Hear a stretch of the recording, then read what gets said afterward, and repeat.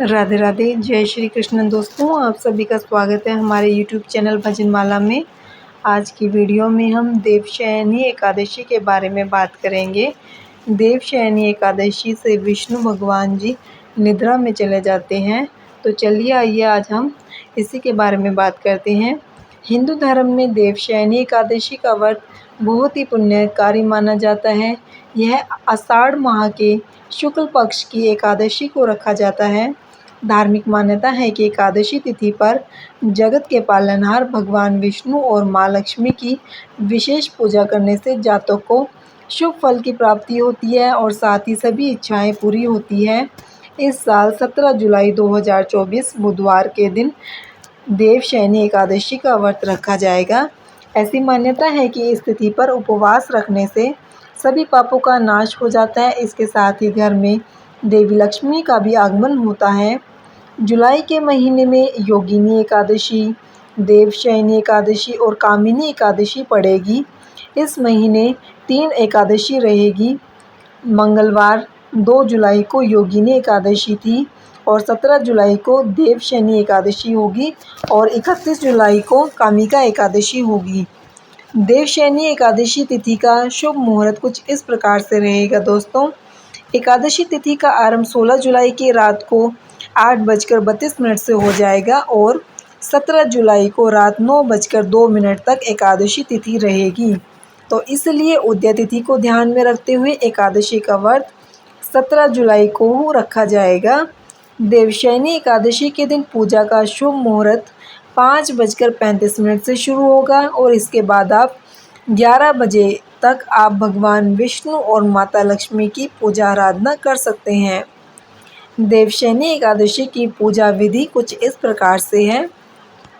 देवशयनी एकादशी के पावन अवसर पर व्रती लोगों को ब्रह्म मुहूर्त में उठ जाना चाहिए। उसके बाद स्नान करने के बाद ध्यान में लीन होकर व्रत का संकल्प लेना चाहिए। इसके बाद एक चौकी पर लाल या फिर पीला कपड़ा बिछा दीजिए।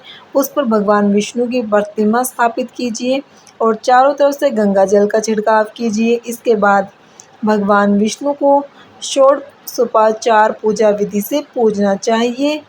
पीला रंग भगवान विष्णु को बहुत ही प्रिय है, इसलिए पूजा में उन्हें पीले फूल, पीले फल अर्पित करने चाहिए।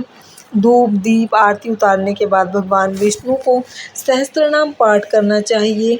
पूजन के बाद पीपल और केले के वृक्ष की पूजा करनी चाहिए और अपनी सामर्थ्य अनुसार आप दान भी कर सकते हैं। देवशयनी एकादशी के दिन अगर आप इन चीज़ों का दान करते हैं तो ये बहुत ही शुभ माना जाता है। जैसे कि अगर आप इस दिन अन्न और जल का दान करते हैं तो इससे आपको जीवन में सुखद परिणाम मिलेगा।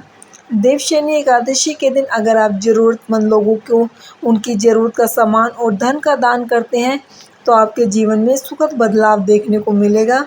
इसके अलावा आप देवशयनी एकादशी के दिन आम, खरबूजा, तरबूज आदि का भी दान कर सकते हैं।